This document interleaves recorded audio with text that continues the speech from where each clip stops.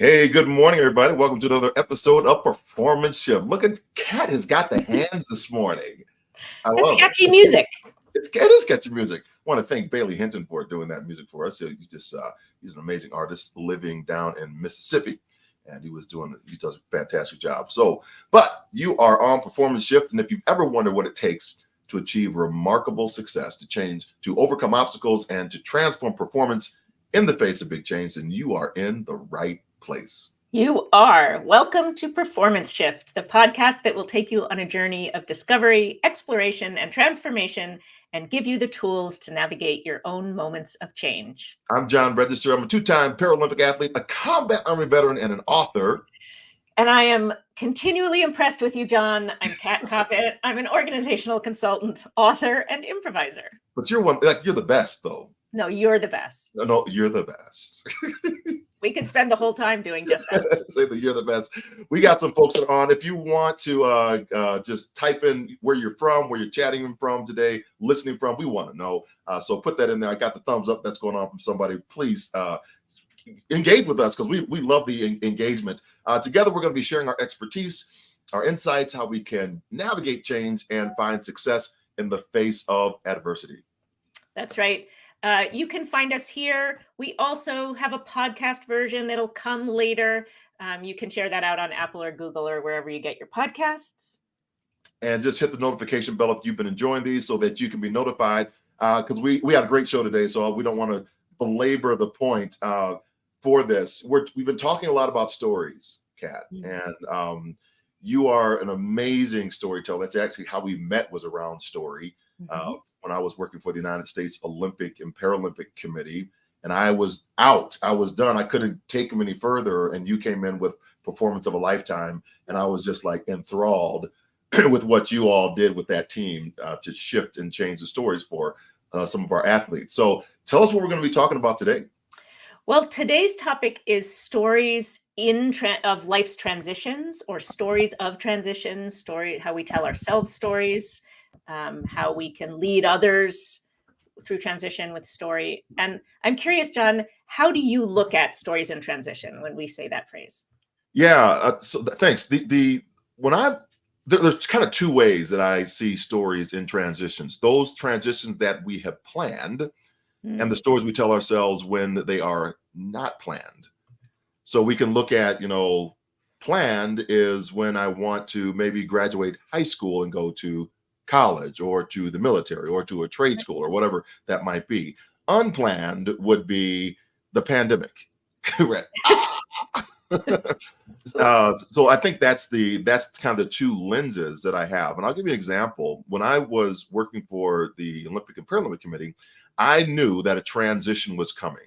I knew that the elimination of my job was imminent. It took 5 years, but I knew it was coming, right? So I planned during that time to what I could do. And I had a business already. I already had it before I even came to that job with Inspired Communications International. It's just a speaking company, and I was just doing, speech here or there. But I turned that faucet on, and I really began, in the basement right here, working on the business plan to launch whenever that axe fell. In fact, I was actually going to leave. I was planning to leave in February of 2019, and that axe fell in January of 2019, like 1 month earlier. But I had 5 engagements on the books. I turned those 6. I had 6 engagements on the books, and I turned those 6 into 40. So I was already planned for that transition. Right. The unplanned one was when I had my accident. So I was training in the military to become an officer, and I was also training to be on the United States Olympic team in the hurdles. I was ranked as one of the fastest hurdlers. And when I had my accident and dislocated my left knee, severing the artery and stopping the blood flow, and subsequently my leg was amputated 7 days after, that was not planned. No. So even though when I was in the injury, I knew that I was not going to be able to keep my limb. I had a little planning around that, but that was devastating, right? There's a total life transition shift in that moment. And so how do we navigate it and, move around both of those two worlds? So that's how I look at it, Kat. It really, listening to you makes me think about our sense of self-efficacy and control. Like that's something that makes us able to craft a narrative for ourselves that makes sense and feels fulfilling, but also is more comfortable somehow, is if we feel like what am I trying to say? That when we have a chance to plan the story for ourselves or think about crafting a story, that's one of the things that helps with transition, right? And if we don't see it coming or we're caught up in the middle of it, one of the things that makes that hard is our ambient narratives about ourselves and the world and what to expect in the future get shaken up, and we don't have stories to hang on to. Yeah. Does that resonate for you? Yeah, it does. I mean, when you were sharing that, I was thinking about the person who is afraid to fly. Yeah. And the story that they might be telling themselves is, I'm not in control of this aircraft. Right. And I don't know if I trust the person that's up in front. Right? So I got to sit here behind this locked door, and I can't see who's up in that cockpit, trying to make this transition from one city to another destination, another city. And I'm going to be up in the air for an hour to crossing the Atlantic or Pacific for hours on a flight, and that can really I think freak some people out for that. Me, I just go to sleep. Me too. I think that of course, as you're saying, as we're saying this, the truth is, and I think we all were more in touch with this during the pandemic that some of us had been before. We never know what's going to come next. We're never promised tomorrow. Right. Whatever story we have that we've planned for may or may not be what happens next, right? Nothing is promised. And there is something, I think, about this idea of being able to craft a narrative, to at least be in control of or centered in a story that makes meaning for us, that feels really important. Yes. Tomorrow is always a mystery, right? We do not know what's going to happen. That is absolutely true. Yet we think we are in control of it. And that, I believe, is what made the pandemic so hard for people. Yeah. And now we have this another story being told by executives and CEOs. We take kind of using this pandemic theme of bringing people back into work. So there's this other transition that's happening, and a lot of folks don't want to go back. They're resisting it. But executives are now getting back. The data is showing that 67% of people, they really do want to get back into the office, from a couple polls that are out there. And then some of the bigger companies like Roblox, they're saying, look, if you want to work here, you're coming back in. Yeah. And I think the reason for that, the story they're telling themselves is, at least what I'm reading, is that innovation happens when we are together, or better innovation, more innovation happens when we're incubating together and we're bumping into each other in the hallways, and we get a chance to talk to one another instead of doing it on a Zoom call, then going off and doing like a load of clothes and coming back. And there are less and less people or job opportunities that are out there for those who are kind of remote. I think that's and people getting promoted are the ones that are kind of back in the office space. So there's other story narratives now that are trying to pull people back into the office. Yeah. Well, I think you said something really important and interesting, which is leaders, CEOs are trying to shift the narrative or say, oh, we're in this new transition now. And I think an awareness of leading change as a storytelling activity is really important for leaders and CEOs, right? I mean, we all the time are going, we just actually have a gig right now where we're working with senior partners at a big global consulting firm, and their task as they get internally developed is to figure out their leadership story. What's something that they're passionate about? How do they want to share it with different audiences? And yeah, so I think that as we transition, whether it's a merger or a layoff or this, what you just said about like, how are we working? Transitioning to remote, transitioning back. What is the story that we are sharing and helping people to craft for themselves as they go through that transition? Yes, I want to put a plug. It's not really a plug, but I just saw this on my table, Yeah. and this is what I was given. If you can see that, it's Yeah. the Lee Hecht Harrison. So it's just the transition packet I got when I left the like Olympic committee. And so Yes. I was kind of, it was kind of funny because remember, this was a transition I was prepared for. I saw everybody that was in my department slowly being eliminated, right? So I knew my time was coming because I was in that department. So so when I did get, and I got this packet and I had those 6 engagements on the books, I was like, this is actually pretty good. Right? This is great. I get my bonus. I get my Absolutely. get my severance package, and they're going to give me this. Yeah. So I Way use better. every bit of it, right? To Yeah. think about things and structure. How do I do this entrepreneurship? And the lady's like, oh my gosh, you're like one of the most positive people. So you can shift the narrative because I look at it like in these parallel paths. So that's one thing I learned coming off of my injury from my amputation is that there were these parallel paths that were all around me that I just didn't see because I didn't have need of them at that point. Yeah. When I go over like an overpass here in Colorado Springs from the Olympic Museum across the bridge to America the Beautiful Park, it crosses like 16 railroad tracks. And I see the one track that comes in, but then it splits off into these other parallel tracks. Yeah. And all these tracks represent different choices that we can make. I can put my freight cars over here. I can put my other cars over here. I can put these cars. And then I got my main line that goes through. And so you can do all these things, all these options that are open to us. We just have to, I believe, see our value in other ways that accomplish the same things. Yeah.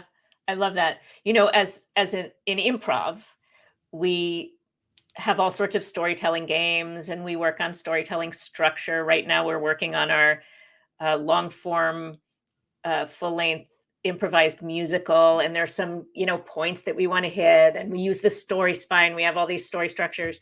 But ultimately, the skill of the improviser is one of the things we have to really work on is not planning ahead. Right? Yes. So not trying to drive some preconceived, oh, this is the way the story has to go, but being present in the moment and doing this activity of accepting the offers that are coming and then sort of building the narrative as we go, right?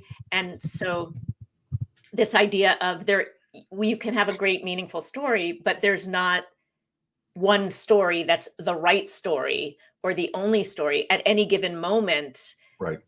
There's offers to accept that might move it this way or that way. And it's in some ways it's only, looking back that you can go like, oh, what is that story? What is the story? Right. Yeah. I think, when we, you all are doing that and crafting that. And I love that. 'Cause I watched you all rehearsing some of that earlier in the year, or maybe it was last year. I think I was up there a while ago, when you were doing it. And I was fascinated by the entire process. I look at this going back a little bit to the corporate narrative. I mean, you're working with some pretty large companies. Yeah. And, I have a really large company that I'm about to start working with as well. And one of the stories that's happening with this company is they've been shifting and changing and a lot. And they're like one of the innovators. So I was kind of like shocked about that they've kind of lost their story of what made them so innovative in the marketplace. I mean, really innovative.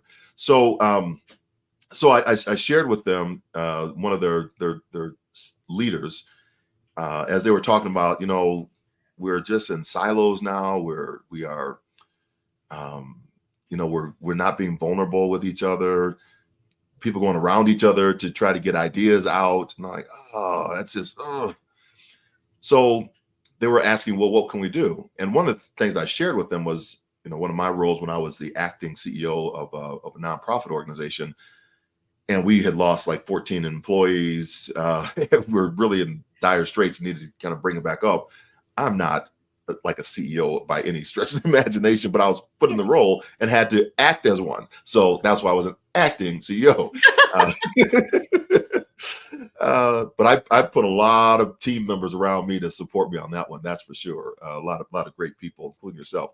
But the point is, I said, we have to get back to, whenever I'm straying, the story I need to tell myself is getting back to the basics. What's the thread? What's the through line that I know of this company, of our innovation, or what's the vision, mission, and values that I'm executing against? Yeah. Because that gives at least a baseline in order for us to execute.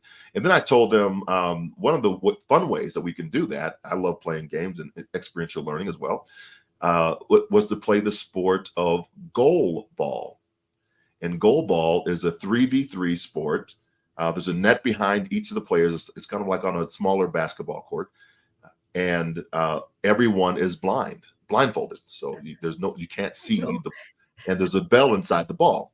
So you stagger yourselves, 3 people on one side, 3 people on the other side.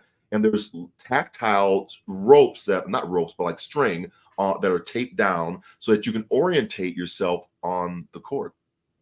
And each person has to get the ball and then roll the ball, or kind of underhanded, fly the ball to the other side. And when you hear the ball coming, you push your body out in front of it to stop it. And the ball's it's not a light ball, and it's coming at you at about 25 to 30 miles an hour. And so you have to stop it with your body. And so that it doesn't go into the goal. And then you get the ball, you pick it up, and you can shake it so that people know where you are and orientate yourself and push it back. So this is a great sport to teach vulnerability, to teach not just teamwork, but I have to be vulnerable, and I cannot be the leader because I need my team members to help me get the ball back the other way. So we're going to play that sport. I can't wait to do it up there. It's going to be fantastic. And I don't give the answers. I like to, I want to hear how you interpret this into your world. So that's where the learning comes. And I get goosebumps just thinking about what they're going to do. You should hear the stories in my head about if I played this game. I'm feeling like, people hear improv. I go, we're going to do some improv. And I think they feel the way I'm feeling right now at the idea of trying to play that game. It sounds terrifying. Yes. And I want to have an athlete come in who's totally blind. I was going to say, right. I know you have super elite athletes who are. Absolutely. Because at the Paralympic level, the game is fast. I bet. It is a fast game. And they're turning around. They're doing twirls to spin the ball. Yeah. And they know exactly. They have zones. They have 9 zones where they're placing the ball.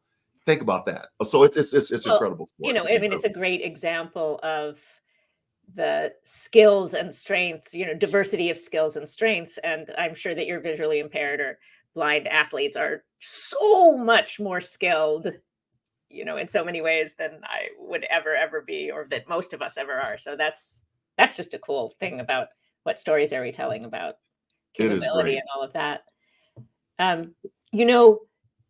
As we're having this conversation, I'm thinking about William and Susan Bridges, who wrote a very popular book on managing change called Managing Transitions.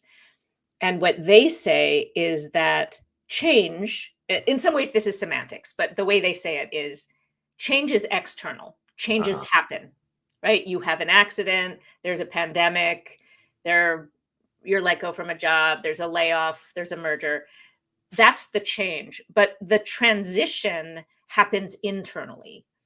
And that as leaders and for ourselves, being aware of the sort of process of the internal transition and helping to manage and support that is at least as important as managing the external logistics of what does life look like now. I mean, your story about losing your leg is, the perfect example of that sort of balance between what's the actual external change and then what's the internal story journey.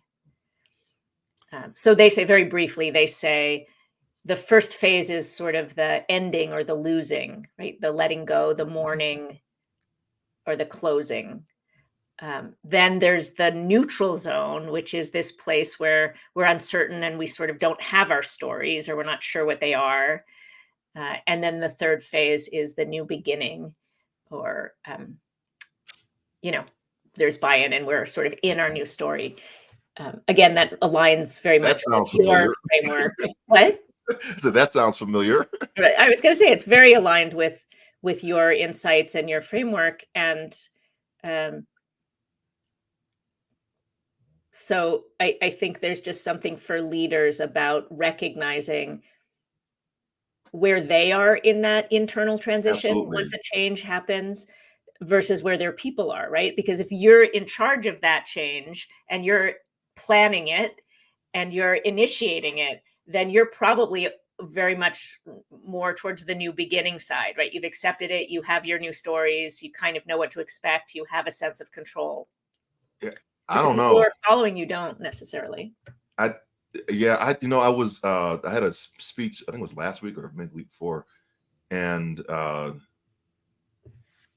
was feeling something, so I began testing it before I went on stage. And I was just kind of talking to some of they were all leaders or emerging leaders for a technology company. And as I was talking to them, I kept saying, y'all just like feeling overwhelmed or burned out, and they're like, oh my God, you could see the body just slump over, and you're hit. I was like right on this nail. And I think a lot of times these leaders are being asked to lead others out of something, and they're in it themselves. Yes. And they can't be vulnerable to say, I'm struggling here. Right. Yes. And I was feeling that, but I didn't realize how deep it was, of this overwhelm, this burnout, this isolation, this anxiety, this stress. Yeah. And I kind of attribute it, that we haven't really honored what we came through during the pandemic. No. We're just ready to get back to the way it used to be, and that's gone. Yeah. So, and that is hard to, when the company's asking you to move, we got to go, we got to roll. And a lot of companies did very well, extremely well during the pandemic. Their numbers went up, their quarter earnings went up. And now we're asked to go back to a place where maybe we're going to innovate better, but we might be giving up profit. Yeah. So to bring people back in. So it's just interesting the time we're in right now, and how do you lead in that time? What stories are we telling ourselves for that? Yeah. During that time? And you make me think, where do we place ourselves in the current story? Like, we're like, okay, we're at the end. This is the, new normal, as you say, or we're back, or whatever it is. But in fact, at best, we're in the middle section of that sort of neutral zone of like, wait, where are we? What new stories Right. are we trying to tell? Maybe we have sort of skipped the ending or the losing. Like, what are we mourning that we're leaving behind from the pandemic times? Right. So, and what's the trauma? I read there was an article in the New York Times in the last few days about absenteeism at school. And across all demographics, it's vastly higher. So where the sort of baseline used to be 15% of students, which is still pretty high, but 15% of students were chronically absent. Now it's like 32%. Wow. And there's all sorts of reasons for it. But I think that there are significant impacts, and we haven't really processed those stories. That's right. Yeah. I think we are in a false renewal. So, my model, I have the reckoning, the revision, and the renewal. And the renewal is after we have made a commitment from we have a new vision, we make a commitment to the vision. Mm-hmm. And sometimes there's a falsity going backwards saying that we have phantom pains to a chasm that's already been crossed. But I don't think that's where we are. I think we are in a place where we think we're at a renewal when we're actually at a reckoning moment. We haven't even done the work because we want to go back to some place that's not there. We're not even revisioning a new thing. We're just trying to revision the old thing. Yeah. And not a new way of doing something. And that's where, innovation comes in, and it's hard because revisioning, let's take Uber, for example, and Uber Eats. So during the pandemic, they go from driving cars to delivering food, right? And they revision that. And now we have this as a part of our everyday life. Movies, movie theaters are trying to get people to come back into the theater. You're trying to get people to come back into the theater. Yeah. I've been conditioned to watch my home television, order my food in, have the family sit down in the basement, and we have like internal movie nights because during the pandemic, we were conditioned to that. And so getting us to switch back to the old way is challenging. So we have to think of new ways to deliver the product to increase revenue. I think the two that are shifting very well right now in the musical kind of industry are Taylor Swift and Beyonce Knowles. Beyonce just took back, country music, right?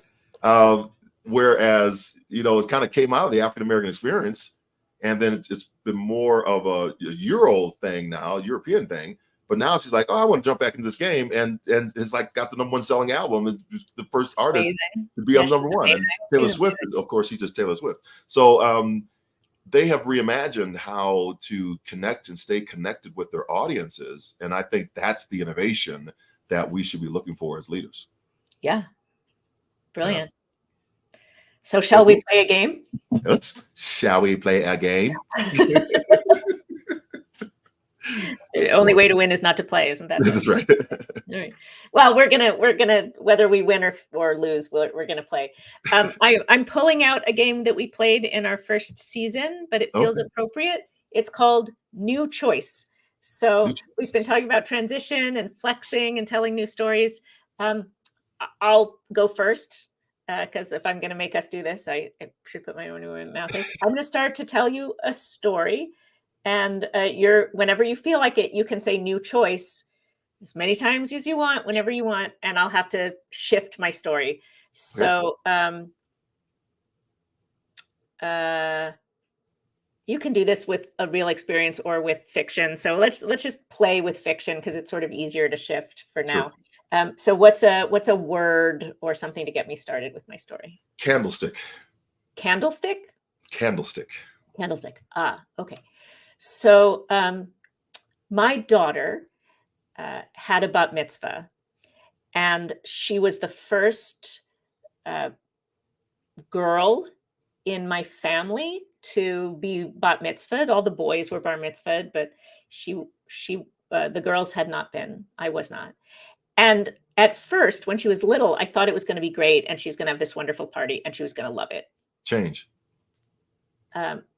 I was a little worried that, it was a lot of effort and it wasn't something that, it was going to be a lot of extra work and she was more into dance. So I thought maybe she would be resistant. Change. I prayed that when she grew up, she would think that this was a valuable experience, even if as a 12-year-old, she was just annoyed about going to Hebrew school. Well, so there's the learning the Torah portion and learning Hebrew and all of that part, but then there's a big party part. So I figured we'd focus on the party part. And I got very excited about helping her pick out a dress and where were we going to have it and decorating it. And I decided that one of the things that we do was have a bunch of different mismatched candlesticks. I decided we'd have a mascot come, and the mascot would like entertain everybody and be sort of like my father was a sports writer. So I decided we'd have like a bear come and dance, and that he, when it was time to light the Shabbat candles, would light them, and then his fur caught on fire and the party was destroyed. Okay, that's the end. There you go. That's the story of transition. All right. So you get the game, right? I got the game. Yeah. All right. So, do you want to tell a real story? Do you want to word of a suggestion? I don't know. I guess you just pick a word. I'll try to go. I'm not the improviser like you, but I'll go. I'm not gonna self-sabotage. I'm not gonna self-sabotage. No, you're great at this. How about basketball? Basketball. We lived in Virginia, and my son used to play soccer. New choice. We lived in Virginia, and my son used to play basketball. And as he was learning this game, he found out that he was really good at dribbling. As he played this game, he found out he was really good at using his left hand to dribble the ball down the court. And I thought that, John, one of the things you can do when you begin to play this sport is you can get your crossover so you can get to your dominant hand, which is your right hand.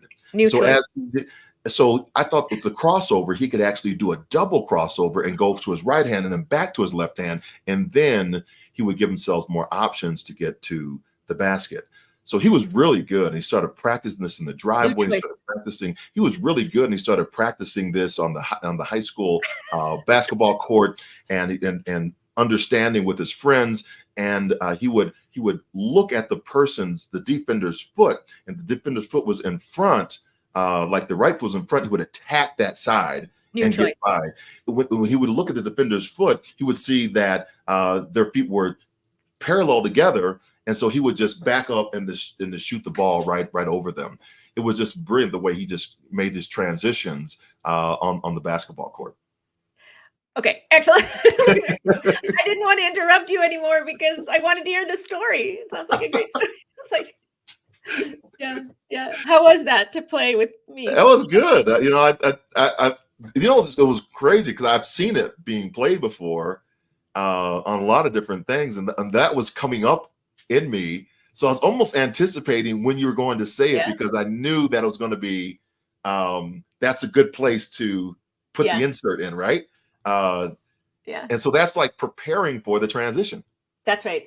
There's a way that we get flexible with letting go of our idea and just coming up with something new, right? That's what's great about that game is you're like, but this is the story, or, oh, but that's such a good idea. And you can really sort of exercise your ability to let go and restart, let go and restart. Brilliant. I love it. So what did you pick up today? I think that there's something really interesting in where you started, John, with this idea of planned and unplanned and our sense of control. Yeah.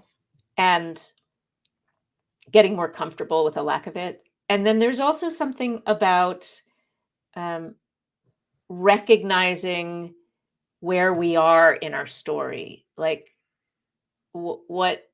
as we talk about stories of transition, placing ourselves in our current narrative and say, do I feel like I'm at the beginning? Do I feel like I'm sort of in this weird, I'm just trying to make sense place? Or are we at a sort of resting point for a moment where we're looking back on events and trying to make meaning of them and feel settled in the moment? Of course, we could have multiple narratives running at the same time, right? I might be at a different place in my personal life than I am in my professional life. But I think that's an interesting question for me that I'll carry away. Yeah, I think for me, it kind of goes back to what can I control? Mm-hmm. And I think if I have a narrative that at least gives me a parallel path for something that might be coming up, maybe it's a military person about to transition back to civilian life. Maybe it's a sports athlete, professional athlete going to transition away from their team. Maybe it's a person that's going into a new job. If I can tell myself the story that's positive, I think I have a better shot at being successful in whatever transition that is. And it might give me some more options to think about because I am being positive in that space instead of telling myself the negative story. Yeah, beautiful. Yeah. So I think that is it for today's episode. You got Training to Imagine by Kat Koppett. You got to pick up that book. It's fantastic. I think is it on your website? It is right there. There she is. It is on my website. Yeah. The book. It's on the website. And you can go to her website at Koppett, KOPPETT.com. And so you can connect with her right there. I've written the book. It's right over here. Boom, boom. It's called 10 Power Stories to Impacting Leader. Journal your way to leadership success.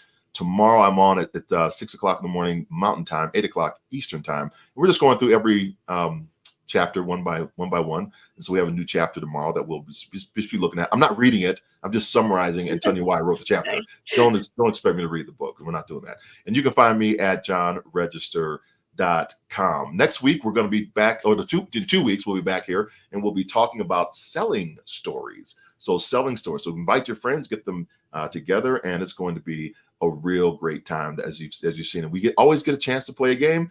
And maybe if you get on early enough, you can play with us as well. Ooh, all right. So that's it for today's episode. Yeah, I like that. A performance shift. We hope that you enjoyed our discussion, gained some valuable insights that you can apply to your own life work. If you want to learn more about the power of transformation, how you can shift your own performance to achieve your goals and dreams, be sure to subscribe to our podcast and join us for our next episode. If you found this episode helpful, we'd love for you to leave us a review on your favorite podcast platform. Your feedback helps us to improve the show and reach more listeners like you. So, ladies and gentlemen, thank you so much. My name is John Register, and she is Kat Koppett. And we'll see you back here in a couple of weeks. Bye for now.